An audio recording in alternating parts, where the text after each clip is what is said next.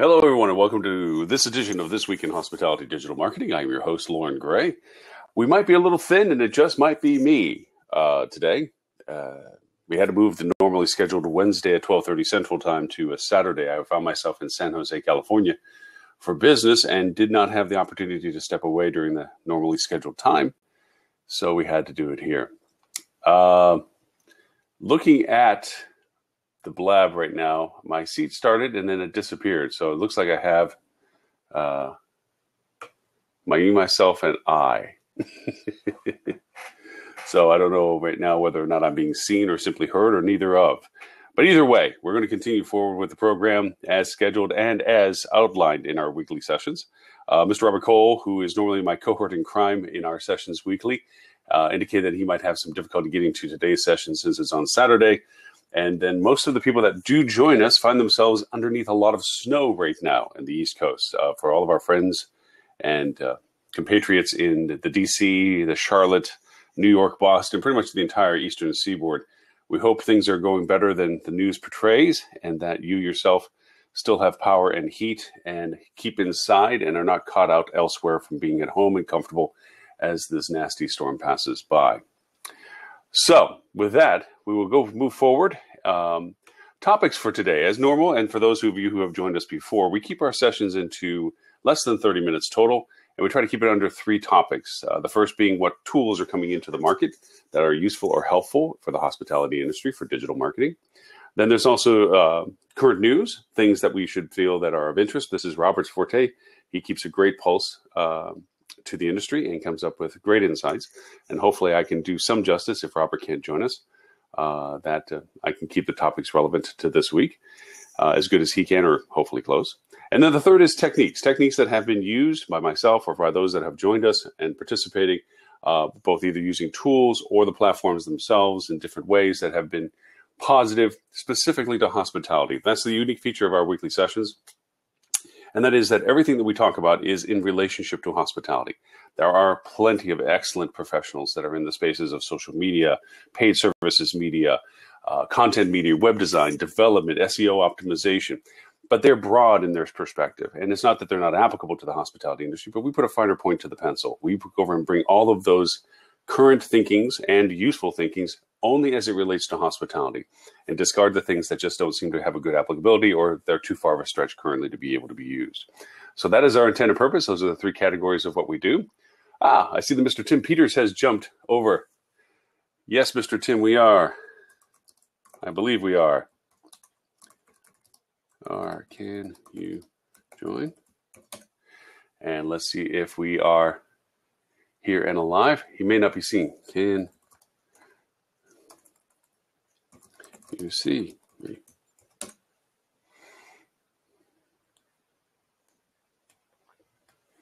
I'll see with Mr. Tim Peters, which I'm surprised. I'm happy if he can join us. Open seat. Oh, interesting.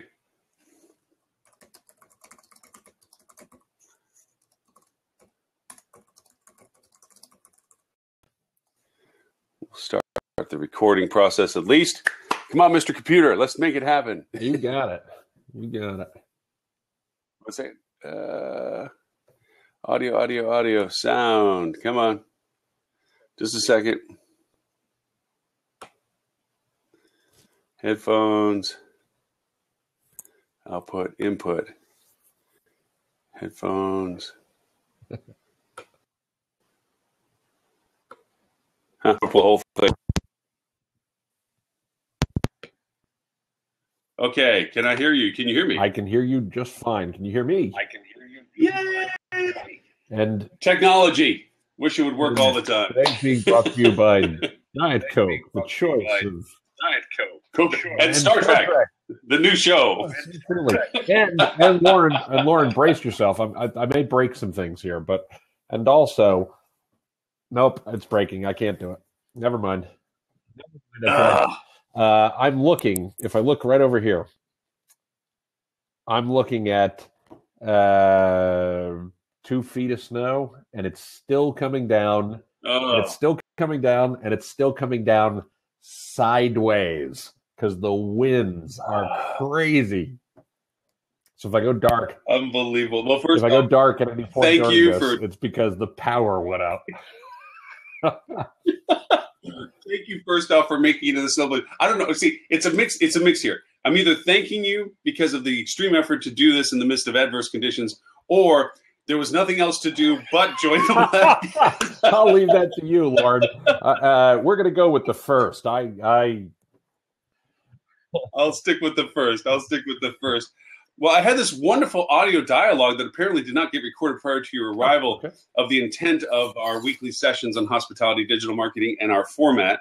So just because I'm recording, I'm going to do a quick recap of it so that for those who join us later or on the recording, understand the purpose of these weekly sessions.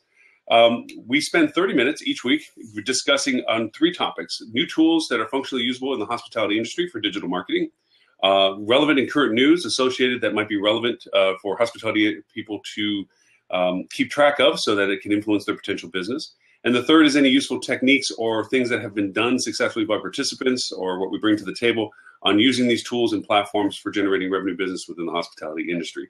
And unlike other professionals in the world, we're keeping a very sharp point to being focused on hospitality, not just in general social, not just in general SEO or PPC or any of this. We're trying to keep all of our content and conversations related to the usability of it in hospitality. So that's the boilerplate statement. Mr. Tim, an absolute pleasure to have you. Thank you. My pleasure. Great to be here, Lauren. Thanks for having me, and thanks for doing this. I think these are a really great resource for people, and I really enjoy being here. So thanks for having me.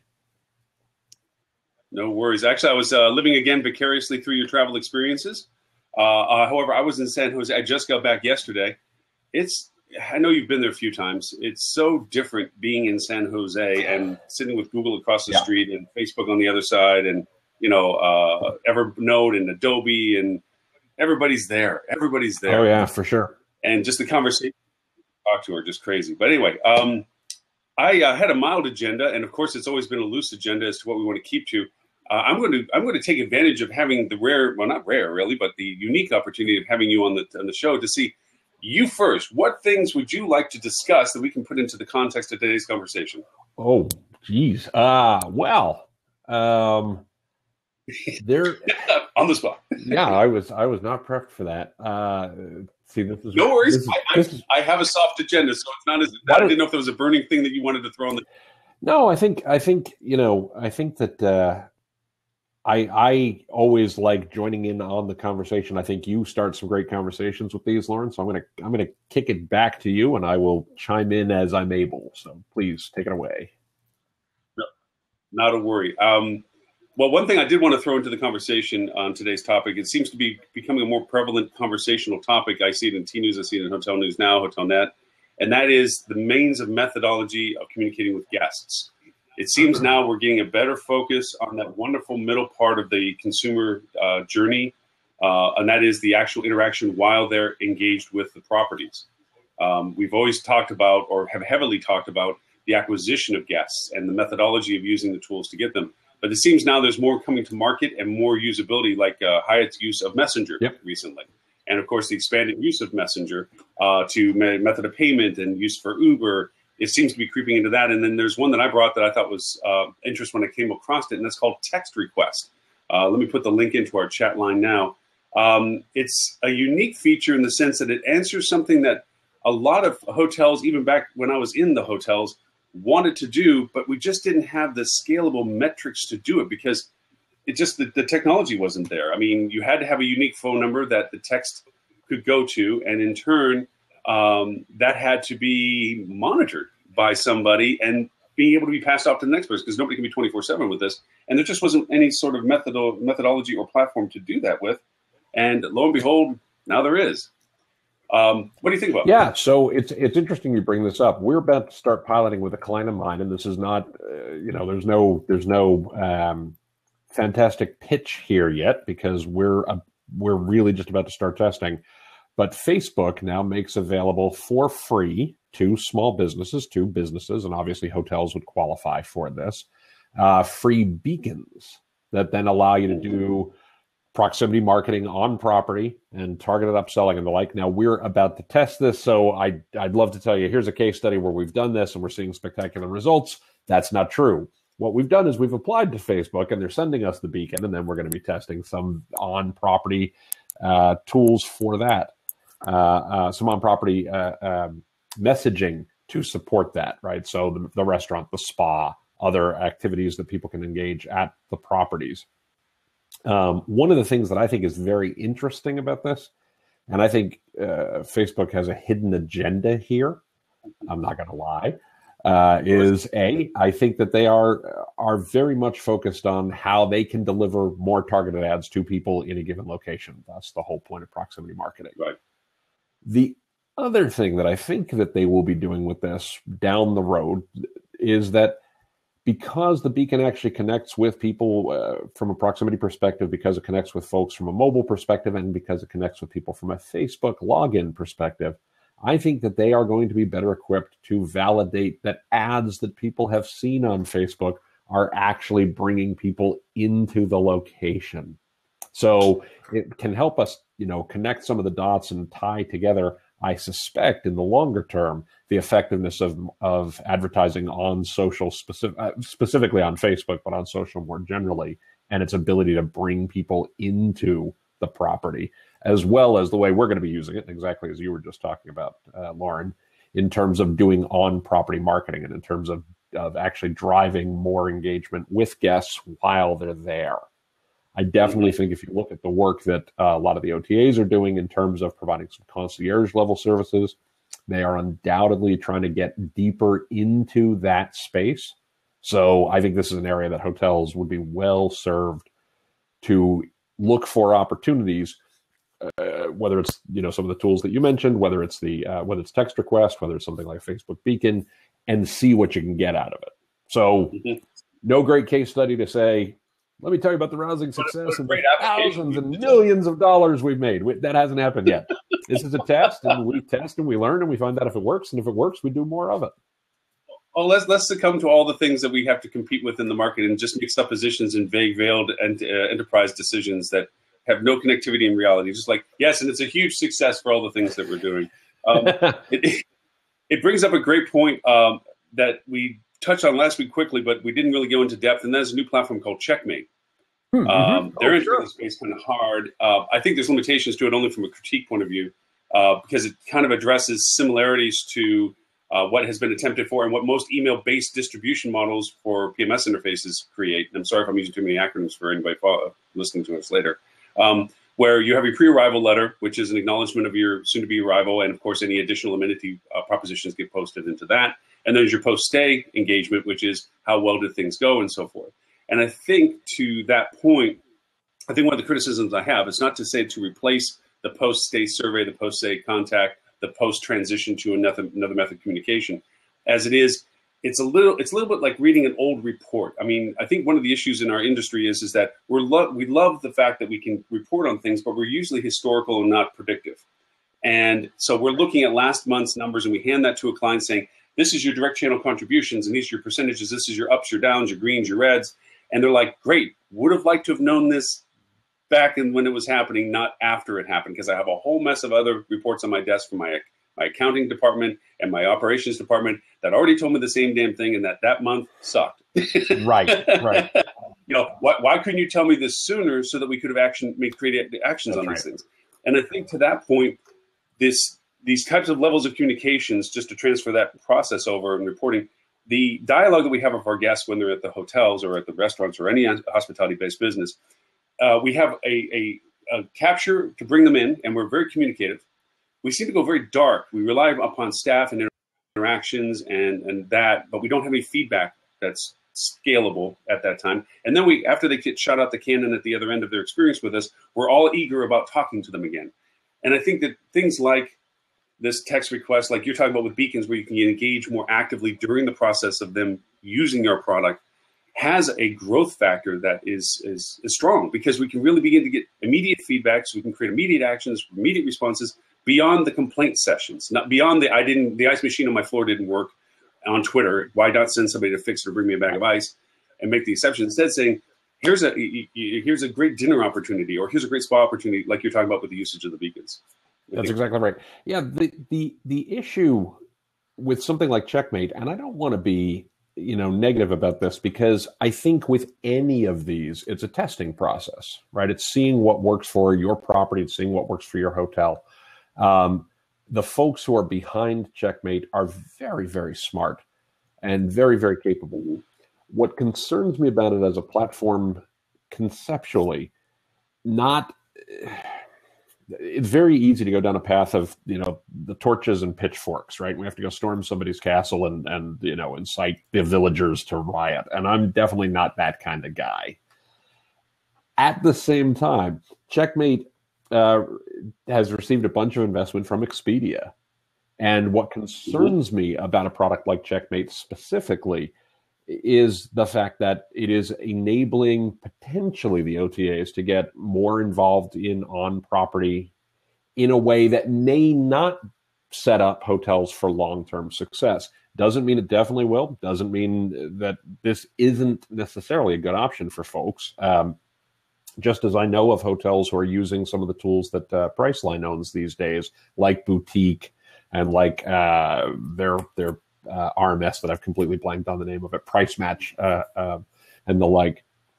So you can definitely use those tools, and I'm a big fan of an old 90s term that is making a comeback, I think, called co-opetition, where we recognize that there are people who we compete with. Wow, that's that one off. Yeah. But there are people who we compete with and who we should cooperate with simultaneously. And Checkmate might be an example of one where we definitely want to work with the OTA more closely, while at the same time understanding what we're doing. So it's not Checkmate is bad, or it's not that I don't like Checkmate, or I candidly, I've not worked with it enough to have an opinion about it one way or the other. It's that if you're looking at something like Checkmate, I would look at it with eyes wide open to say, this is also deepening an engagement with potentially Expedia. And what does that mean for the property in the longer term, and how do you address that in the longer term? Right? You hit exactly on the first thing when I found out how Checkmate was connected. And of course, being a Star Wars age right now, even though I got the Star Trek going on, Star Wars age right now, this is Order 66. Yeah. You're using a product under the belief that it's to your benefit, and you become reliant upon it. And then next thing you know, the real purpose of the gift is portrayed. And Expedia then is like, oh, we've been dialoguing with your guest all along through the platform you thought was just being helpful to. That's right. That's exactly right. I'm pulling something up. If you'll pardon me for 1 second. No, that's fine. There's a quote. There's a quote that comes from Priceline. Comes from where is it? Hold on 1 second. Bear with me for just a moment.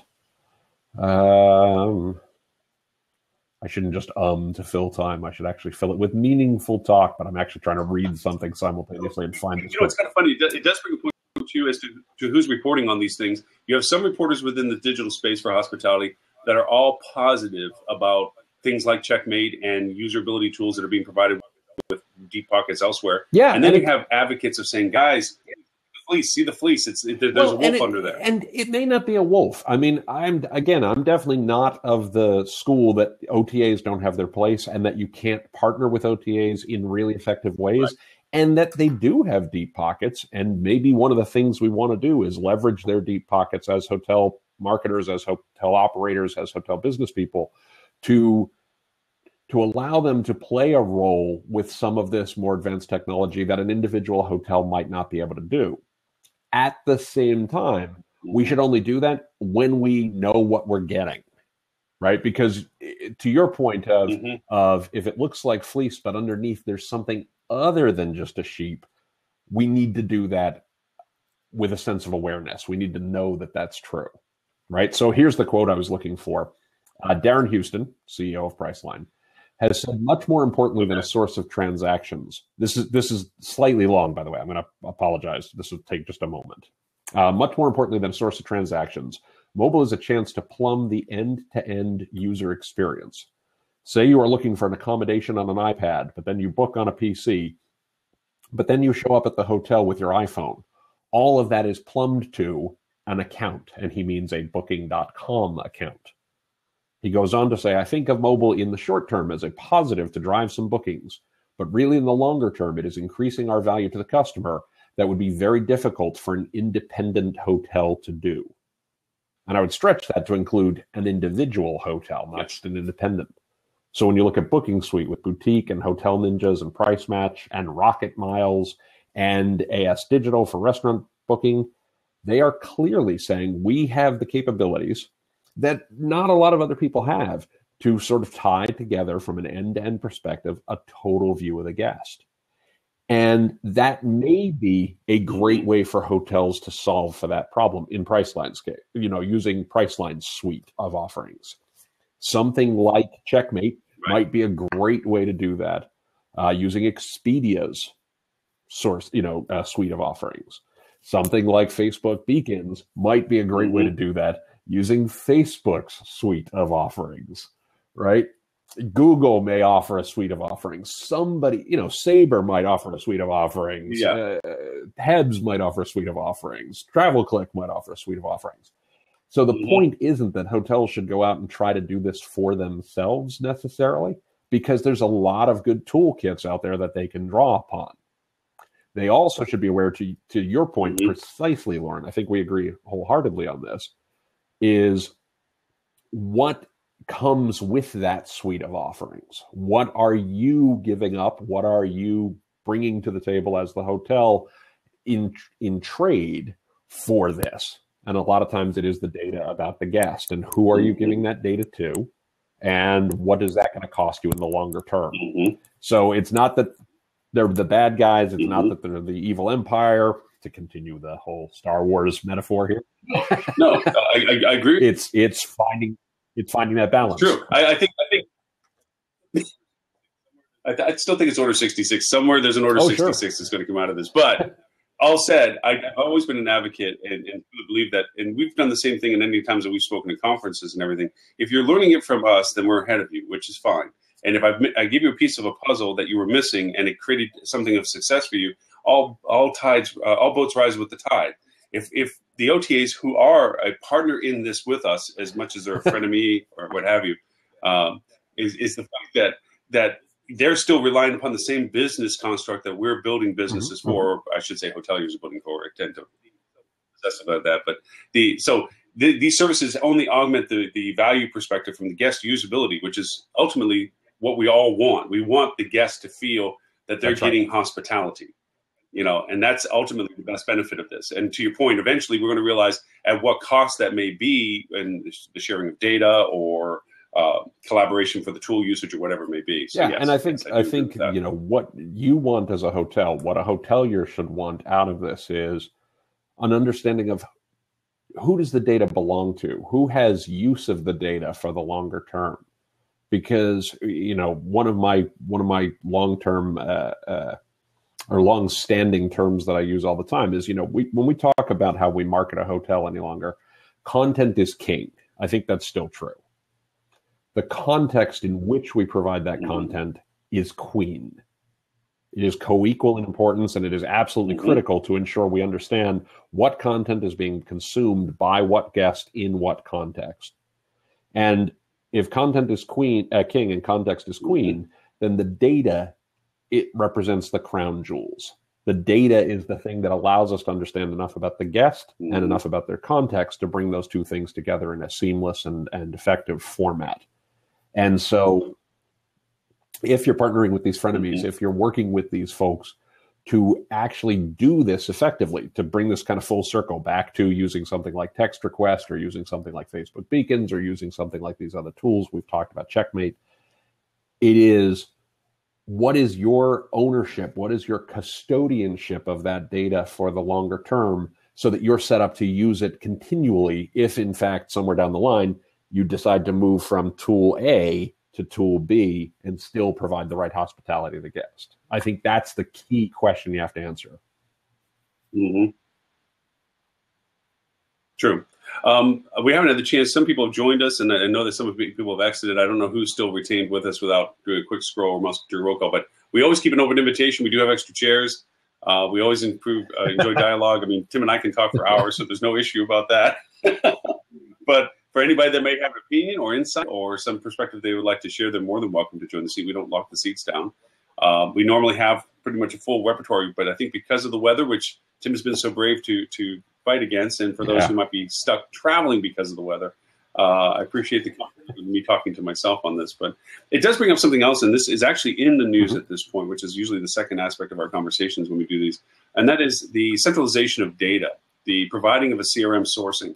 It's turned into the holy grail right now. I mean, so many product providers are creating infrastructures that are touting this as the new thing. Because let's be absolutely candid, which I always hope these conversations are when we do them, and that is when you buy product software suites, you're buying hooks of dependability. It's built into them. They want you to become reliant upon it so that you are less likely to leave it, even though prices may change in time, because you have come to rely upon it.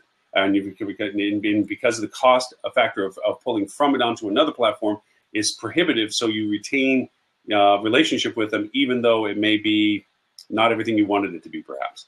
So with that, this CRM centralization that seems to be coming out of all this, and then the data interpretation of aggregating it all together. What are your thoughts on that? Again, I think it goes back to what we were just talking about a moment ago. I think many hotels are going to struggle with the regulatory requirements, particularly the increasing regulatory requirements we're going to expect to see in terms of where you can custody data and whose data you can custody where. I mean, if you look at the recent EU rule, I know it was in the EU, it might have been Germany specifically, about what data can be stored where, right? So if you bring in a lot of guests from overseas, you may not have the rights to custody that data on servers in the United States. And obviously that may be beyond the scope of an individual hotel to actually do that effectively. So again, it goes to who's the right partner for you and who are the folks who can actually meet those requirements and support you to do that. Beyond that, I want to be candid. I think this gets a little bit beyond my particular scope of expertise. I think more about how we use the data and understanding what are the questions we need to ask these folks. But that's certainly what I would look to first and foremost, is making sure that, you're covered from a regulatory perspective, to make sure that you've got, again, the rights to make that data portable if you were to choose a different provider at some time in the future. I agree with you 1,000%, Lauren, about sort of the hidden lock-in that a lot of these players try to go to. So you want to make sure you've got the right set of keys to ensure that, that lock-in can only hold you so far if, in fact, you need to scale up or scale down or find a better solution as you move forward, while still managing, any regulatory environment that you need to do. Right. No, to your point, the regulatory, and it's also a hot potato. A lot of companies just don't want to deal with the potential legal ramifications. They much rather actually pay large amounts of money for somebody to be held responsible for any data breaches, which we witness too often. But they were old enough in the business, or long enough in the tooth to remember back when the internet started really kicking in, when they started getting to the 20 percentile contributions and so forth. So it turned from a novelty to holy crap, it's taking a lot of business out. Everyone predicted the death of travel agents. Just, they're a dying breed. They're not going to exist. Everyone wants to do it for themselves. They get cheaper money, so forth and so on. And what's happened is we actually created a better travel agent and a better demand for a travel agent, because people are like, I don't want to go to 22 websites. I don't want to have to deal with standing in an airport frantically trying to get on my phone to find a replacement flight, when I can make one call and go, hey, travel agent, you booked this for me. I'm stuck. Find something else. And so now there's this resurgence of guest service. And the reason why I bring this up is with all these service suites and everybody going to scale, I mean, I think the real value of why businesses in our industry right now that are supplying services to it are trying to provide product is because they see scale. They don't need a warehouse full of client services when there can be a small room of engineers, and that they can provide these tools for all these properties used. But the problem is there's a growing disconnect that these tools are great, but what to do with it?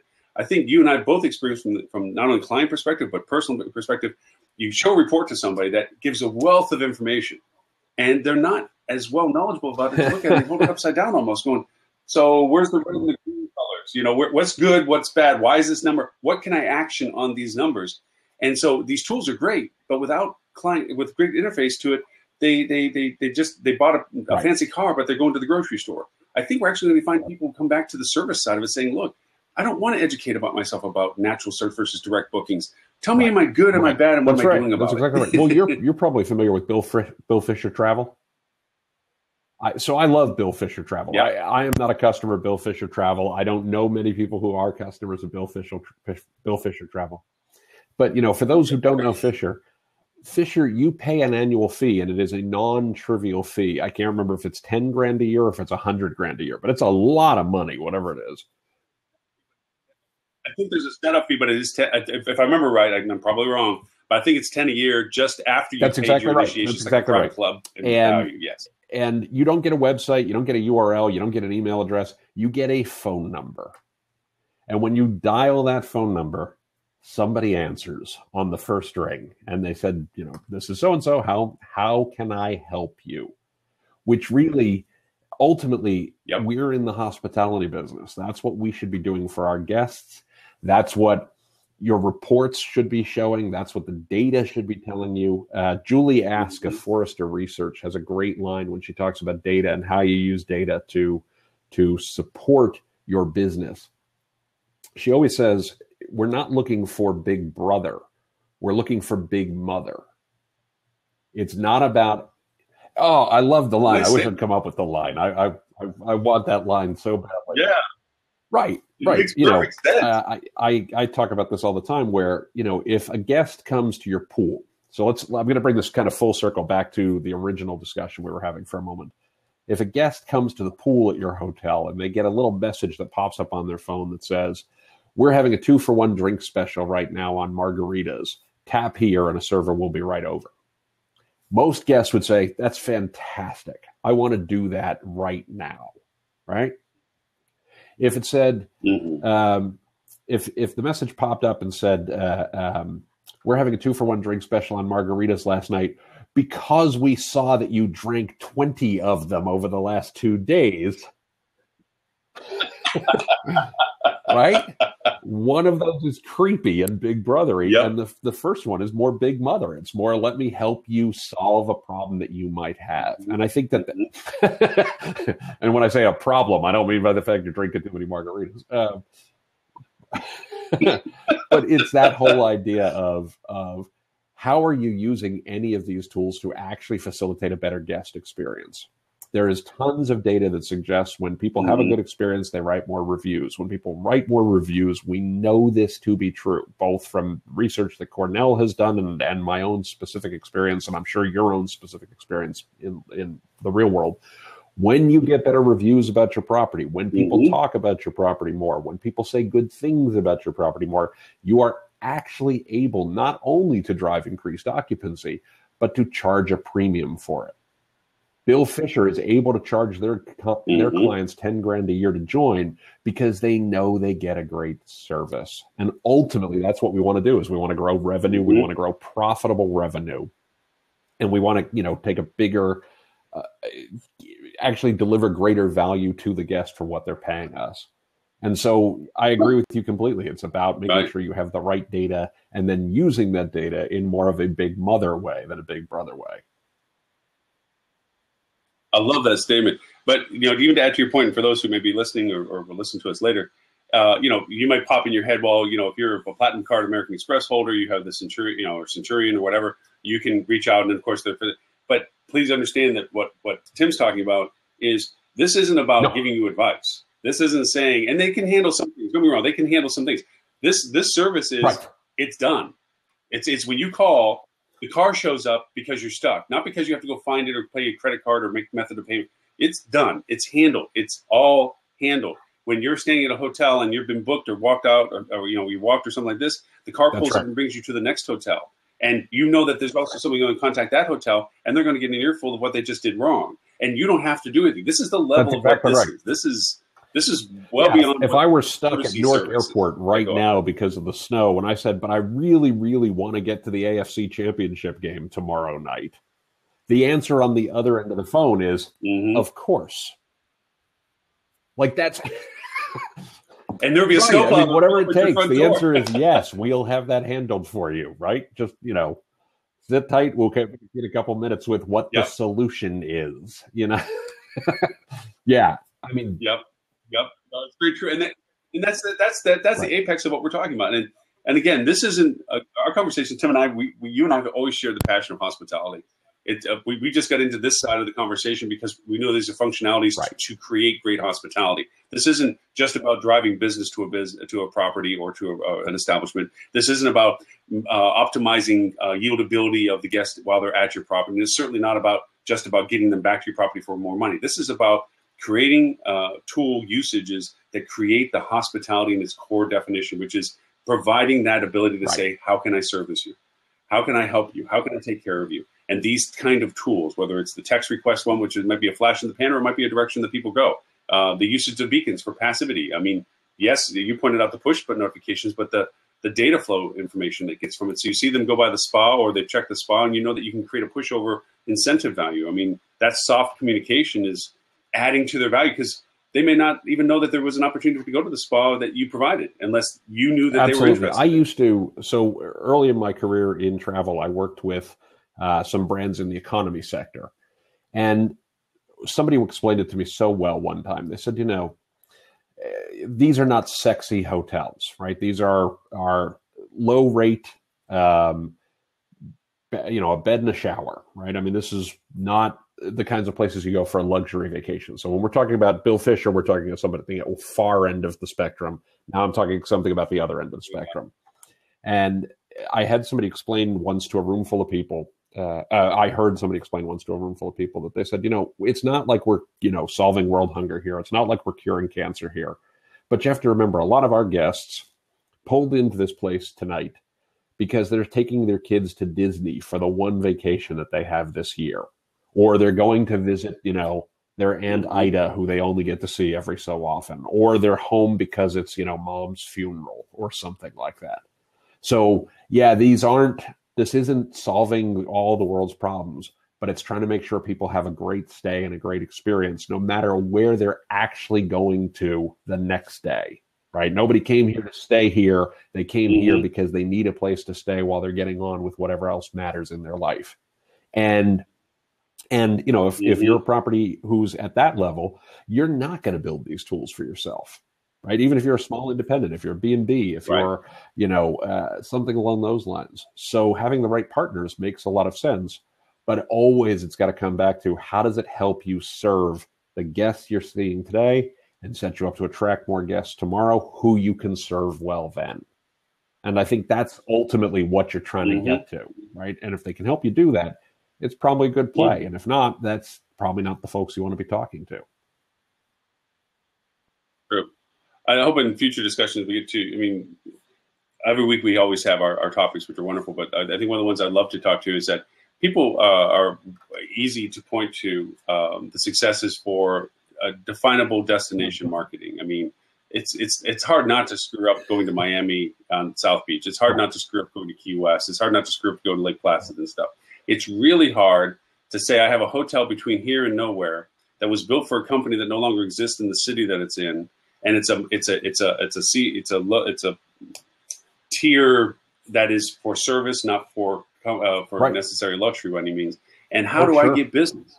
And how now, where people used to be here for one reason and that reason's gone, how can I still exist as a business without turning it into an empty shell? And these are the questions you answer, Tim. These are the questions I work with. There is methodology to this madness. There is these things that we say, okay, this is where you break it down, this is where you start.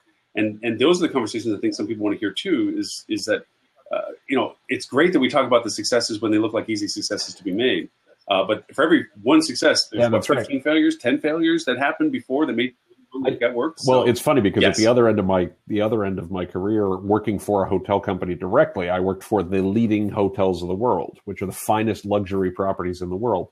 And we used to not joke about it, but say fairly regularly, selling this ought to be easy, right? If you can't sell the Plaza Opera. Now, there's a lot of overhead on it. There's a lot of cost. Right. But if you can't sell, the finest luxury resorts in Hawaii or the most beautiful hotels in Paris or the most beautiful hotels in London, you're not good at what you do. No. You're not selling with the market. It's like right now, you know what, Tim? I bet you could walk outside and sell ice cubes to your neighbors. That's how good I think you are. I don't know about that. I can certainly sell them a snow shovel, though. I know it's true. You know, one thing I wanted to throw by, I mean, for audience included or not, I mean, I've been working with the idea that, and this is a part of HSMAI. We also do this in support of HSMAI. We're deeply, deeply engaged. As a matter of fact, Tim, I think you have a part to play on the conference coming up in in February in New York at the Digital Marketing Conference for HSMAI, which is, I'm going to be riveted in the front row, ready to raise my hand.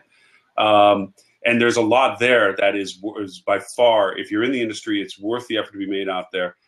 There will be content that will be shared after the conference if you can make it. But if you can check if you're with a large company and see if they're sending a rep, look at the agenda, give them a list of questions. I always offer anybody that I know, it's like, hey, I'm at the conference, look at the agenda and see if there's anything you want to get asked. Is there content or information you want me to bring back or share with you afterwards? Because it is rich, deep dive stuff that happens at the conference. It's functional, usable. And the nice part is a lot of the presentations in one of the portions is from the Adrian Award winners from the night before. And these are the Platinum Award winners. These are people that it wasn't shooting fish in a barrel that they succeeded in. They did astronomically creative and successful campaigns, and they received the apex of the industry awards to get them. And they're going to be on stage the next day in a digital conference talking about exactly what they did and how they did it in a way that you may be able to apply it to. It's funny that you say that. I just posted a link to both the conference this year, as well as the lessons learned that I took away from the conference last year. It's my pleasure. Oh, nice. It's my pleasure. And I want to say that I'm allowed to say this. I can't talk too much about it. I was actually one of the judges for the Platinum Awards for digital at the Adrian Awards. And what I can say publicly at this point is I want to echo exactly what you just said, Lauren, that the things that people are doing really well are brilliant.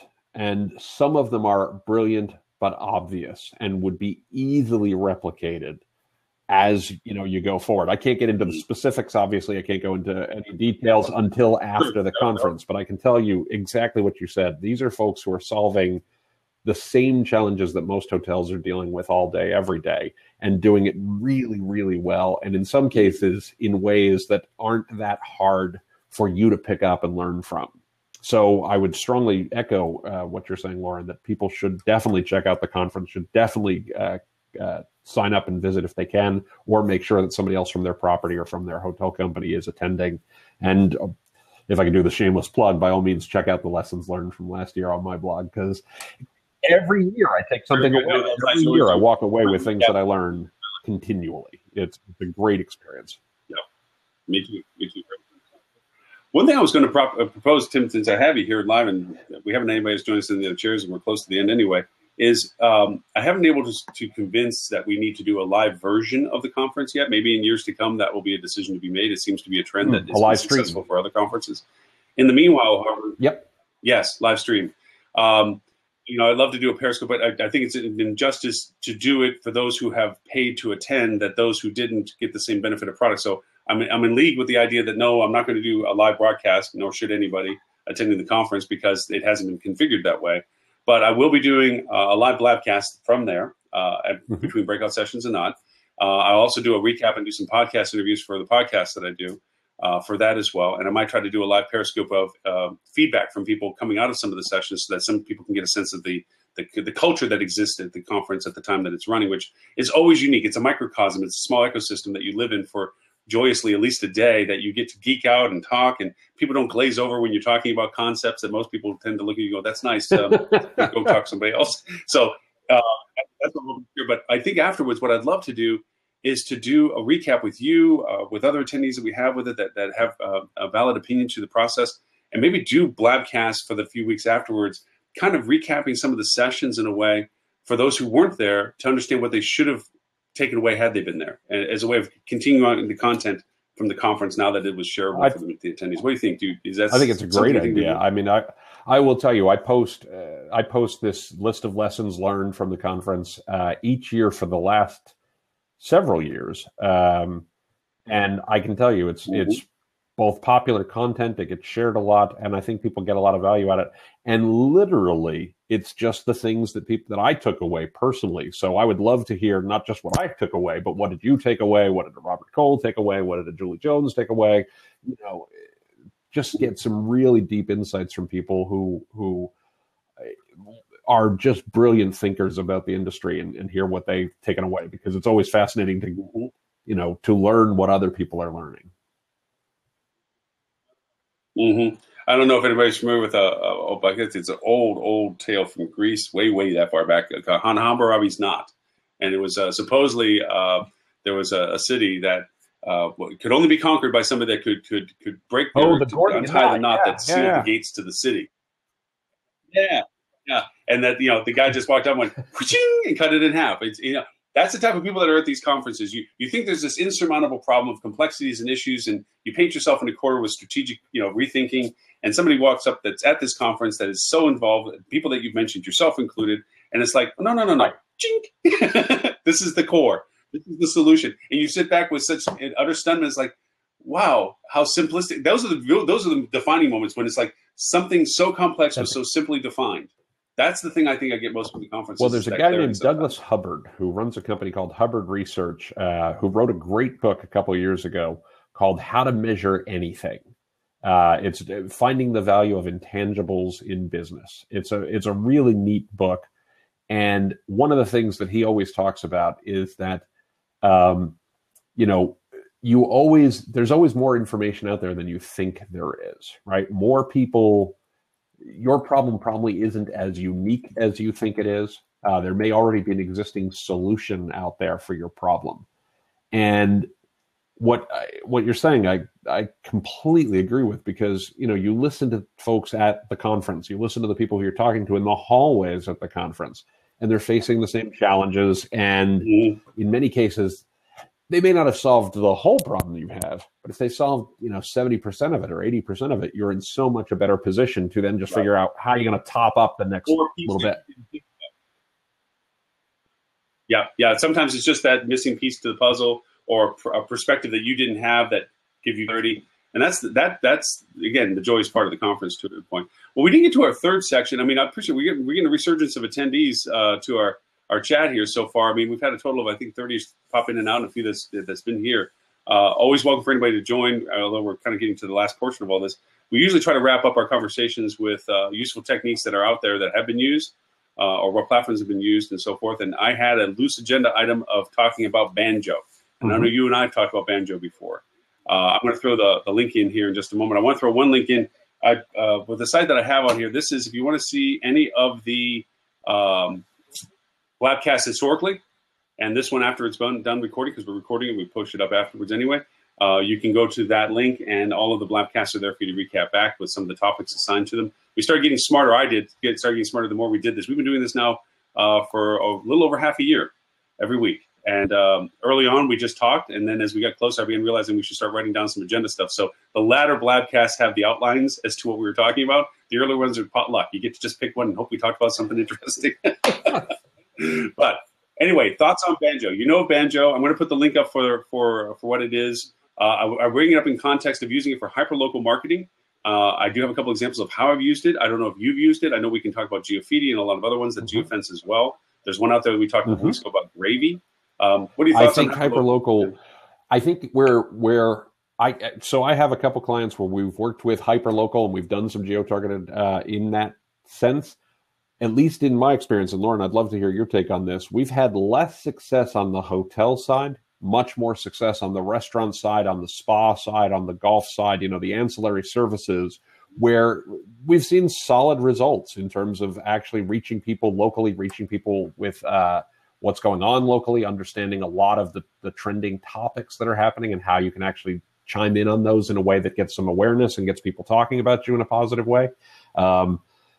At least in my experience, it has been more effective on the things that also appeal to the local audience. So less about the hotel, more about the restaurant, more about the spa. But again, I'd love to hear your experiences there as well. Well, I agree with you, because from a hotel's perspective, even Hotel Tonight is talking about just the decision that is against a decision you've already made. Nobody lands naked in the middle of town not knowing where they're going to stay at night.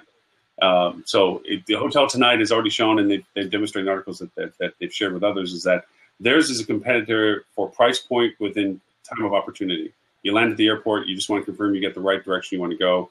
with the right place you want to go. And if not, then you stay with your pre-plan. So things like hyperlocal for like Banjo don't work. There are opportunistic ones. One was where there was a traffic jam, and this is out in Utah, strangely enough.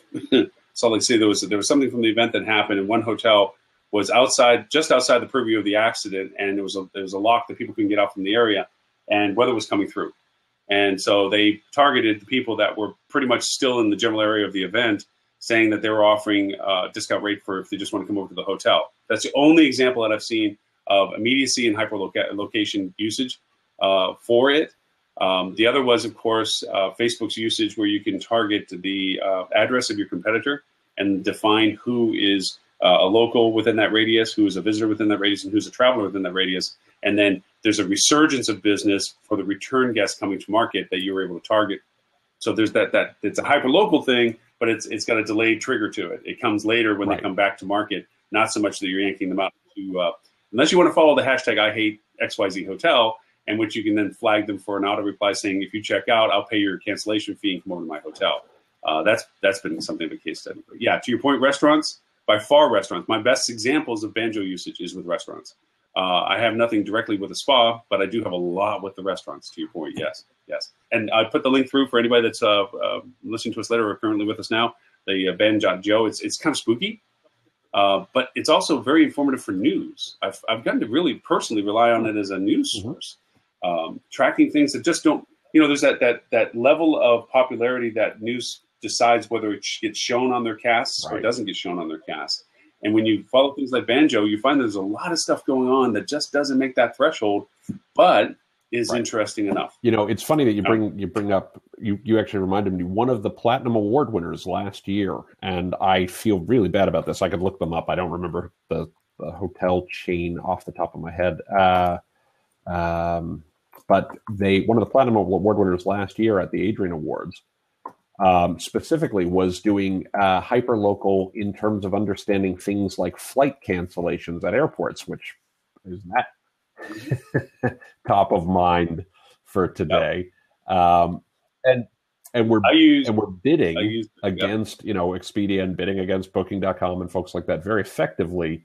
Here it is right here. So this is Platinum Award winner last year, Red Roof Inn. So what they were doing specifically was they were actually focusing their search marketing budget such that when there were flight cancellations, they would go ahead and then apply their budget to bidding at that time and actually drawing in a lot of stranded traveler business. And it was typically high-rated, very profitable business. And to take it kind of full circle, was really helpful to folks who were stranded at the airport and needed a place to stay. So, it was a win-win all the way around. Yep. I'll give you an exact case of what I had used Geopedia for, another hyperlocal platform usage. Airport. I can't disclose the hotel, so I can't disclose the airport. An airport notorious for weather cancellation related flights. We fenced the airport because we had an airport hotel in competition to the existing market of 4 other airport hotels. This was a brand new to market. So those who were traveling in and out of the space on a regular basis didn't even know the hotel existed. So we had an identity issue, branding issue, all this kind of stuff. And we created a trigger that anybody indicated at the airport that they were stuck, delayed, we had 10 keywords that we used as a trigger. They got an auto reply saying, meet our shuttle at gate 5 terminal, and you'll get 10% off the best available rate and bring you there in less than 10 minutes. And the competitors, who were also located at the same gate, because that was the terminal for the shuttles, couldn't understand why this brand new shiny bus on a hotel that nobody should have known about had a line of people waiting for it to get on it when the weather was going bad through it. Because we all have done ad campaigns with weather triggers. You can use the APIs with the weather channels and so forth. And there's even better ways to do it. Now you don't have to pay them to even do those. You can do it yourself. There's so many things to check. Yeah. Well, very cool. Well,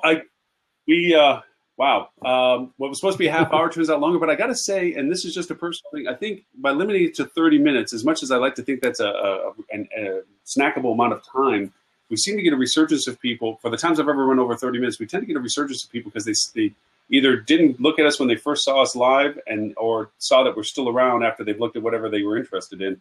So I might, with your insights, see whether or not we might want to expand our conversations to a little longer than 30 minutes in the hopes that we could garner a little larger audience than just the 30 minutes. I'm certainly open to it. Lauren, I will do this every chance my travel allows. I'm coming into a couple weeks of crazy travel. I leave for LA on Tuesday. I get home Thursday night and leave for Vienna on Friday.